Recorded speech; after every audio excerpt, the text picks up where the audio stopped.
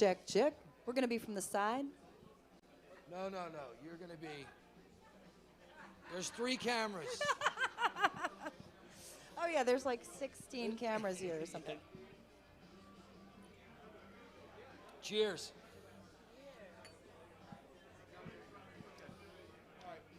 All right, go ahead and slate. Oh, look at this. You got a telefunken. Woohoo! That's mine. Go home without All right, Eric. Woo! All right, so welcome back. And great job. Awesome. Yep, Great that's job. mine. Great job. Yeah, thank you. Extended play. Cheers. Back at Cheers, ya. everybody. So, new album came out in, what was it, March? November 2017. Oh, wow. Yep. It's just re-entered the charts again for some reason. It's done really well on the different roots charts around the world. It's on the jam charts even. Oh, that's right. It just went back on the jam band charts as well. Where'd you record that? Verdant Studios, which is in southern Vermont. Pete with Weiss. That's right, Pete Weiss. Oh, yeah. Yep. So he just had a great album come out too recently, and we all got him and another friend of ours, actually Matt Stubbs, who you know from this show. We were all in Vintage Guitar Magazine last month. Yeah. Nice. So anyway, Pete Weiss is a musician, engineer, producer, and we went to his studio in southern Vermont, and we just played everything live in a room, and the other room there was like a wood stove, and he puts the bands up. So we just stayed there for about a week and just recorded, and we were snowed in, and it was a lot of fun. Nice. So it was wintertime, and then it. Well, winter in Vermont is like 10 months long. And then Yeah. this album's a lot more guitar-driven than previous. Oh, thank you for noticing. This album was produced by a guitar player instead of a harmonica player. The first album was kind of produced by a harmonica player. It was Rosie. Yes. And then the second album was produced by Erin Harpe. And so notice all the guitars on A little the more record. guitar-driven this time around, which I really like. Your guitar playing's amazing, so Well, thank you. it's good to have the songs on the album. There's a little bit more of a harder edge to it as well. Well, I wanted to do, I've been wanting to do more slide, and it's really hard to just throw some slide in there because all my finger picking parts on the guitar I can't stop for a minute and then go play like the slide solo. So on this album, I said, I'm just going to play my part, and then I'm going to come in and add whatever it needs, and that really brought a little edginess to it, and the guitar tone was worked on a lot, and yeah, I'm pretty proud of it. So. Yeah. There was a song you did tonight. I don't have the playlist, the set list in front of me. It's a little bit of a harder edge, kind of a funky. Give me that. Yeah. Is that original? It is an original tune that Love Whip did. My other band, Love Whip. Years ago, we recorded it. It's a funky electro dance rock song that we try to make a blues. Yeah, because I've heard that before, but I heard it completely different. Yeah, when we first started out, we started adding this song from our other band into the set, and then it started taking on this thing where it became like everybody's favorite song, and they were like, "Where's that song? What album is that song on?" I was like, "Uh-oh, we better record this." So it became more bluesy as we went too. It's got this really cool slide guitar part that's in standard tuning. So. That was a new thing for me. I just figured I'd throw that in there. I think we would be remiss if we didn't give a shout out to Matt on harp tonight. Matt Charles.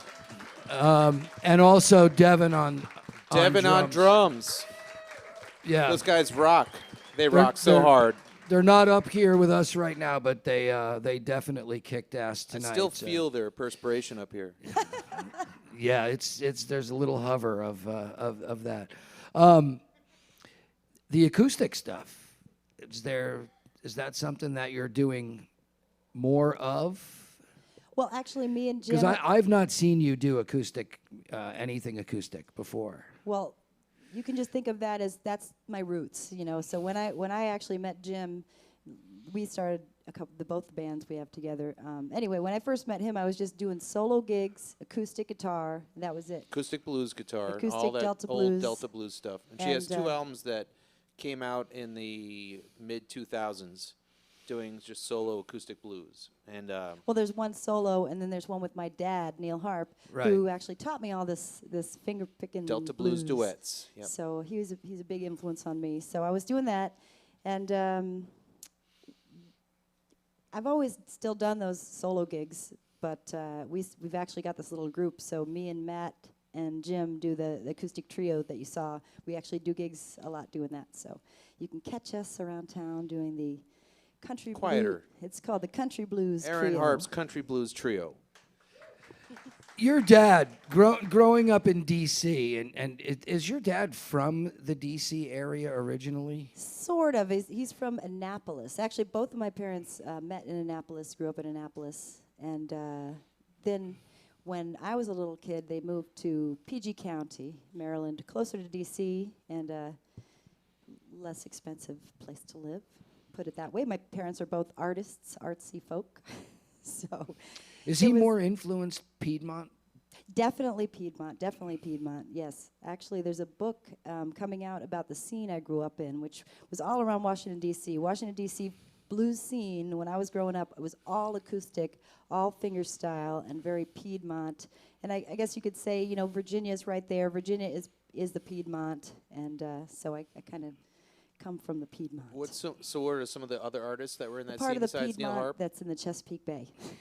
So that Yeah. was like Warner Williams and John Cephas and Phil Wiggins and Eleanor Ellis and Yeah, that goes Yeah. way back because that sort of crept into Neil Harpe, the of course. Appalachian, you know, Yeah, that it's like kind style of blues sort of crept it's into kind of the in between mountain music and blues, but it's more intricate style.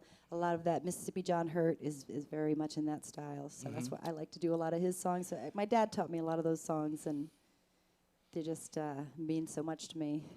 Just grew up with my dad's versions of all these songs, so it's really cool to listen to that stuff. You guys had kind Play of that stuff. You guys had kind of a scare this year too. You know, you had there was a little hiatus from, you know. little hiatus.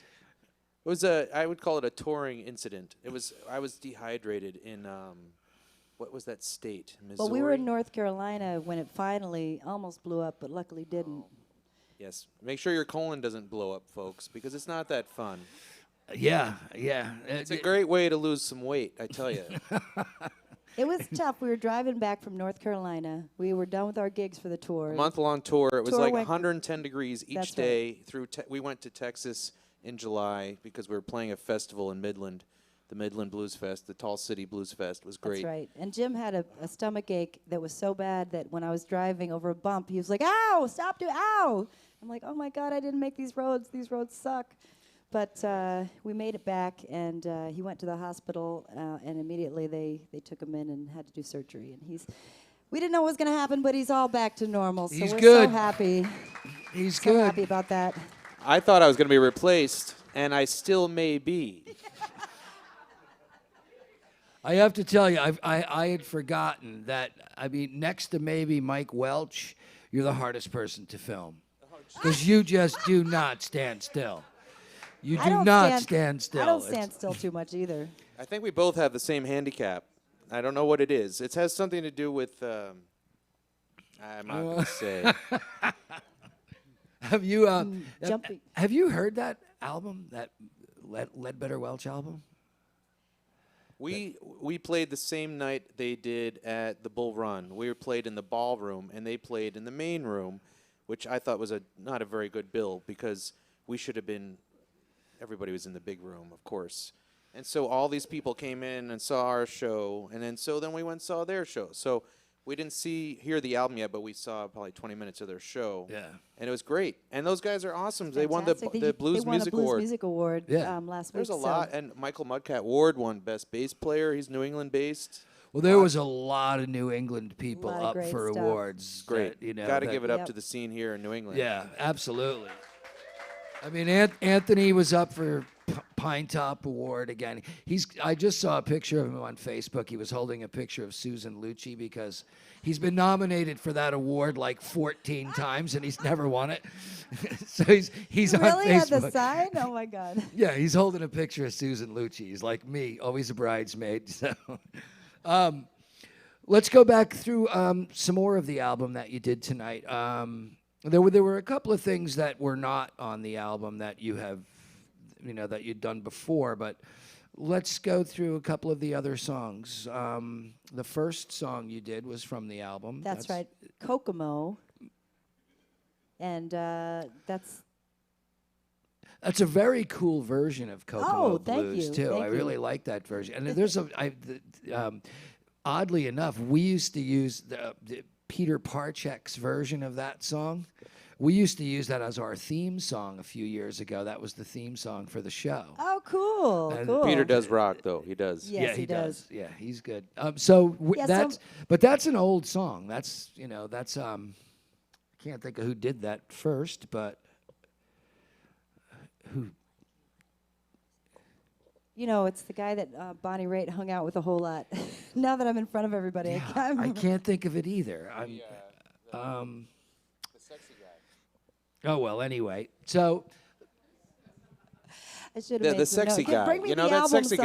somebody. yeah, She said, I heard an interview with her once, and she said he was just the sexiest dude ever. What was his name? What are you talking about? Just like being near him, she felt some strange feelings. Yeah. Oh man. So what's his name now? Why are we blanking on him?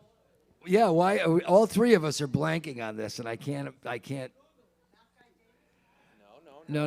Really famous. He's a really famous. No, he's really. Yeah. Not Top three. not the Beach famous Boys. blues guys. What's his name?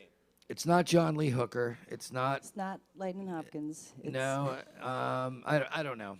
There you go. So here we go. This is a very informative. Thank you for that session. question. It makes me look great. Yeah, well, me too, because I asked the question, so I'm looking as good as you are right now. Go through some more of the new stuff. Wait a minute. Is it Mississippi Fred McDowell? I believe so. I think it might be. It might be Fred McDowell. All right. Yeah, the thing about me, I am not a big scholar. A lot of the people in this Delta blues scene are Should just talk to our teachers. They just want to talk about what recording and what year and stuff. I'm much more of an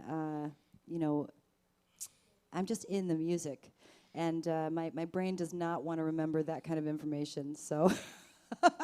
Well, let's. Although I do teach a little bit of this Delta style too, and I have a DVD actually teaching it, so I can But you're teach you the teaching chords and technique. stuff. You're not That's teaching right. history. I don't usually do good with the history, but because like I said, I learned a lot of this stuff straight from my dad, so it's like I should. I got to write it down, and to tell you all the details about. Actually, Matt is very good with the history. Believe it or not, he wasn't even around when any of the music we play was done, and he knows all the I was. all the history. Yeah, you weren't. Well, you weren't around in the 1920s. Yeah. Maybe. I was having fun. This is before I met you. This is gonna be a good ride home. Ooh, yeah. Luckily, it's not a 4-hour ride. We're in Burlington, Vermont. No, we're not in Burlington, Vermont. We're in Norwood, which is close to home. Yes. You thought this was Burlington, Vermont? No, that's a 4-hour drive. I think the GPS said it's a 2-day walk. Oh, it's a 2-day walk. Gotta love that. Thank God it's not January. So Erin, when you're writing original stuff, or when you're arranging covers that you do, but more when you're writing original stuff, are you writing on an acoustic guitar? Are you writing on? I would say no. I watch her. She plays no. There's not a process that's straightforward. It's always different. So, sometimes I'm fooling around with a song that's with an acoustic guitar, and then I come up with the lyrics, or we just have a jam that we've been doing with the band, and I start making some words up, and sometimes, a lot of times, she's more technical than that. She Yeah. actually plays music into her DAW and then cuts it all up and edits it like it's a film and Well, then that's how- arranges it all and brings it to us like, oh, I got this arrangement of this thing. I want you to play it like this and like that and like this and like that. And so I play it that way. Yes, I'm a control freak. You That's- guys know that already about But, me. you know, perfection, you know, a good chef is always he's one. right. No, once I start getting into really how making sure I want the song to be a certain way, I like to kind of play all the parts into the computer, and then I'll play it to the band, and then we'll re-record it with everybody, and then I'll cut everybody's parts up, and I like to. It's kind of like It's like making a demo. Erin did extensive yeah. demos for this last album. She And the one spent before. probably like, Yep. she spent like a year making demos and throwing them out, making demos and making demos and making demos. It's very so that interesting. We it should could- release them. like we'll be playing it one way at the show for long time, years, and then the recording comes up. I'm like, that song is 7 minutes long, or 8. Actually, there are some songs that long, but I try to cut them down and just take out the extra. So take out the extra everything. First, I play everything I can think of, and then I start cutting away until it's just right. But lyrically, you're even though you're writing in, real blues tradition, you're not writing social commentary in the blues tradition. Touche. Is that conscious? I think I'm really just so influenced by the old blues stuff that I'm trying to do me, and not that I'm not political, because I'm definitely, one of those New England liberals, and I totally have things that I have conviction about, but But there's, in the blues scene, there's a lot of slapback for being a progressive. that's And so true. That's true. how do you approach that in songwriting? I guess you could take a stand and be very far away, but the blues scene is run by conservatives, especially down south in You Memphis. don't put that part in. Yeah, leave that out of the video. Yeah, I probably wouldn't use anything where the word conservative was actually used. Yes, So yes, I yes. wouldn't. So I now personally you see would. why I don't do that, though. It's because Well, there's It's different music. schools of thought on that. there is. I There's a mean, lot of different schools of thought, and there's if we were doing reggae, maybe more. No. I mean, reggae is a socially conscious music. is a protest music too. Blues is about life. So It's about pain. exactly. There you go. But Erin makes happy music, so that's the which It's in a happy in pain. which in a traditional blues setting is an odd mix. I think it was I was listening to an interview on NPR once. They were talking to a jazz bass player. I can't remember his name, but they said, "What's the course not. difference between gospel and blues?" And he said, "Well, gospel has hope, There you go. and, And blues, you're gonna die. Pretty It's much. and it's I gonna be mean, painful, pretty much." and you're gonna suffer first. So and that's very true. But there's different schools of thoughts on why people are, there's people who are not political because they just aren't political, and there's people that don't write political music because they don't want to alienate a piece of their audience, and then there's people who don't write political music because they just don't feel like they can do it justice in 3 minutes, or that their view on something really isn't, they don't know how to articulate a particular view on something. So there's different schools of thought on that, and a lot of it is you don't want to alienate people. Right. Well, I think I'm kind of in the Memphis Minnie school of songwriting, and she writes about current events. She writes about her life, being a woman. These are kinds of things that I like to talk about. Well, and take her for example. I mean, in an era of intense segregation, even before segregation even became a known thing, she was a superstar in an all-white world of entertainers. Performed at the White House and Well, more than that, it was all male. I mean, it was completely male. absolutely, I mean, and all white male. the guitar is like, I don't know if it's made for men, but like back then, ladies played the piano.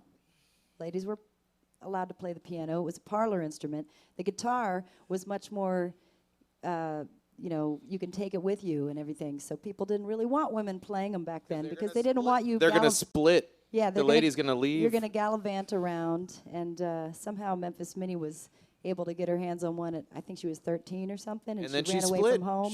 She left home. She went See, to. it works. She went down to Beale Street, and boy, do I wish I had done that. No, I'm just kidding. I'm just kidding. You know, Rory Block took that. Rory Block took that same route. You know, she left home at what, 13, and ended up in Greenwich Village and learned from all the masters of the blues scene in the early 1960s, and she just ran away from home as a teenager, and became quite the musician. Your kids are running away to Worcester these days. Well, the Guitar Workshop. Oh, yeah, Phil Wiggins. Oh yeah, okay. See me with names. Just funny that you brought up Rory Block, because Stephen Grossman is the guy that showed her all that stuff, and he has the Guitar Workshop with all these DVDs, how to play blues. He's a fantastic blues player, and a couple of years ago he asked me to do the DVD that I did. So he wanted somebody to play women of the Delta blues, or I think they call it country blues. Country blues, Delta blues, they're kind of similar.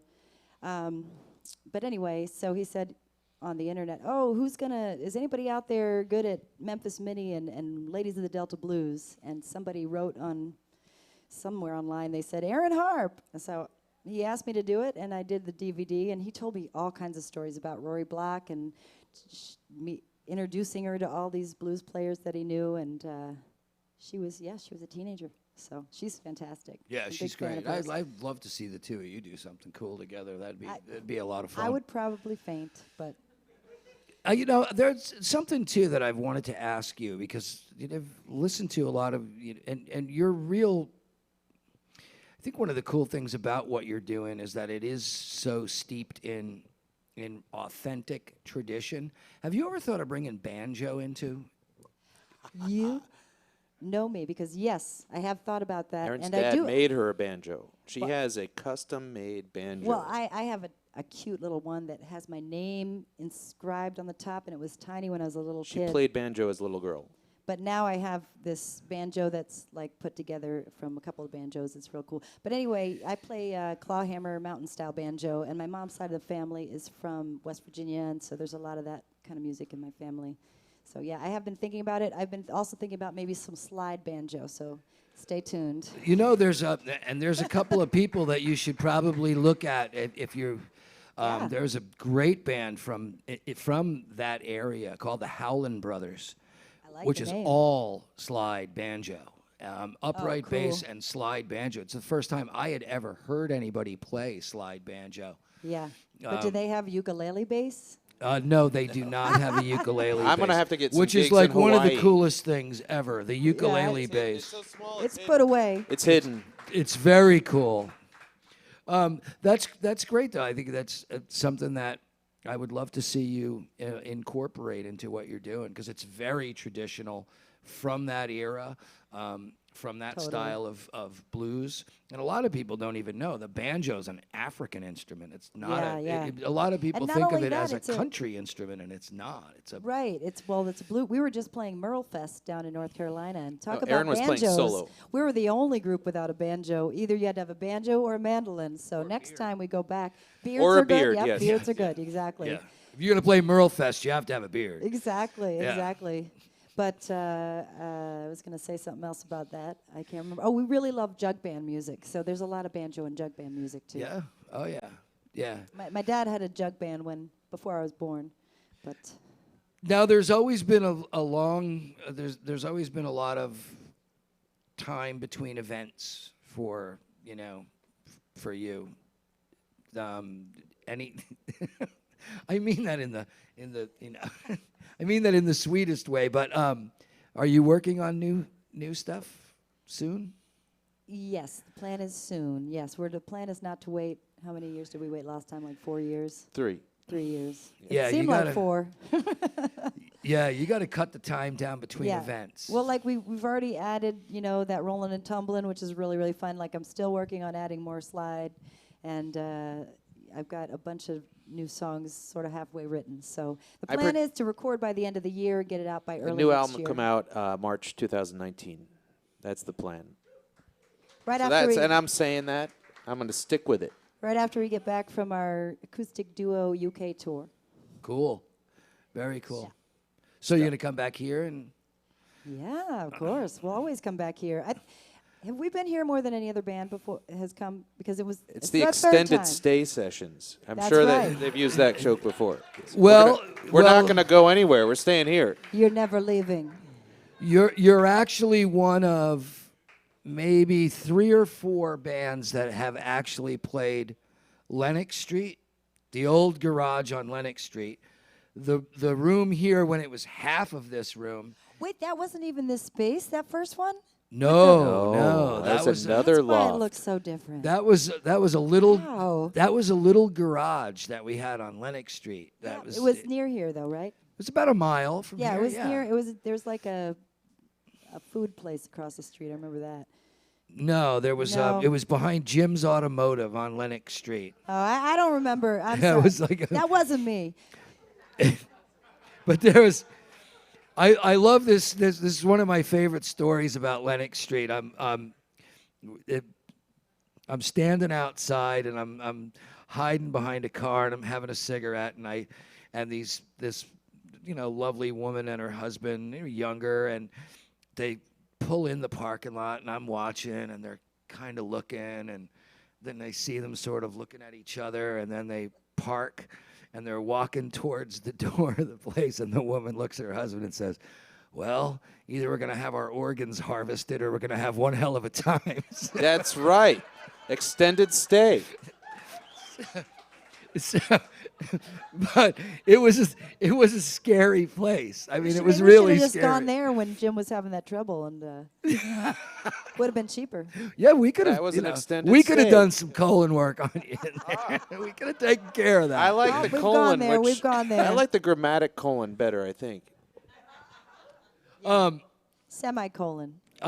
So yes, you are one of the few bands that has actually played all 3. Another one is another DC artist, Bobby Thompson. Oh my The great- God! Yeah. He's from Greenbelt. Where my Yeah, mom Bobby's was there. been probably 4 or 5 times on this show, Very cool. and there's a few others that have played. I think. Get Right Band from Asheville, North Carolina. They've played all. They've not played the big room here yet, but they've been on the show a few times too. Ken Clark, Kenny's been on the show quite a few times, always with different, a different configuration. We But- tend to do that in music. I don't know. Sometimes you have different configurations. So Yeah, and I think think that's kind of we've- cool. No, the first time, 2 times we had Rosie, and now we got Matt. We do have a different drummer now. So Yeah, Always good. yeah. I think it's and fun I to would play with I- different people. I would think that there's probably a boatload of musicians around Boston that would love to do stuff with you and different configurations. That's what I say. No, I mean just because it That- sounded out of context. I came back to reality. It sounded a little weird. What? There's a lot of people in Boston like to do things to Erin, I'm sure. Oh no! I did not say that. I did not. don't I think you said never that. went there. I don't believe he said that. I never went there. I did not at all. No. You know what the problem is? It's very expensive to live in Boston. So I think the thing is, when we love to jam with different musicians, but when we have someone joining the band, it's like, do you want to live for a really small amount of money and every weekend's booked, and it's tough. It's tough. We're moving to Worcester. We're not moving to Worcester. Come on, it's so cheap. If you're from Worcester, sorry, but I don't know about that. I don't know. I don't know. But anyway, yeah. Actually, I Boston's saw a got bunch of RVs out in the parking Boston's lot. got a great, Right here. a great music scene, great blues. Boston's Lot got of one of the friends in the best blues blues scene. scenes going right now. I tell you, it really does. There's some incredible musicians coming out of this, and there's such great heritage musicians too that are. You know, we've had Willie J. Laws recently. Willie, Willie's we know great. him. Yeah, I you know, saw the we picture love, in the back room. You know, Looks Willie's great. and you know, Anthony and the band he put together, the Hypnotics, with Dennis Brennan, and Oh, you know, yeah, I mean that that's was a really great. good band too. And so yeah, I think it's a great scene. I think it's you're certainly a big part of it. And Oh, All right. I mean, you know, it always comes up when you talk Not- about the Boston blues scene. Your name always comes up, and that's not something you should be. You know, you should be proud of it. You've earned your way to the top of that list. yeah. Well, I certainly love going around the country and representing the Boston scene. You know, out in Texas, out in Utah, we've been in Iowa, we've been down to Asheville, we've been all over the place with our music. A little bit in the UK, we've done. Went to Spain once, but those are duo gigs. But you know, yeah, we like to get out there and represent this great music scene that we have in Boston. You do it well. So, what'd you think of the new room, anyway? Oh my God, it was this room is fantastic. Why go to City Winery when Yeah. you can come here? Did we record that? Did we?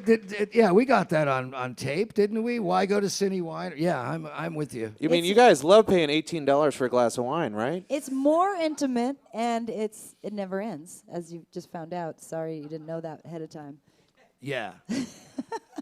And I want to thank you for being here. You know. I want to thank you for having It's us always back. a pleasure to see you. It's always a pleasure to hear you. It's always a pleasure to know what that you know, you're moving forward and you got new fun things going on, and you kicked some ass tonight. It was great. Thank you. Erin's going to keep getting better and better and better, so keep staying tuned. Yeah. Yes. And come back again whenever whenever you want to try out some new material. Here's All a good right. place to do it. Well, now we got a reason to finish the next group of songs. There you go. Gonna We're do it not for Bill leaving. We're Hurley. staying. Extended. Jim, Erin, thank you so Stuffing, much I'm for being staying. here. Matt, thanks for being here. Devin, thanks for being here. Matt, And give it up for Bill Hurley, everybody. woo! Cheers. Roll the credits, Connor. You guys are awesome. Woo!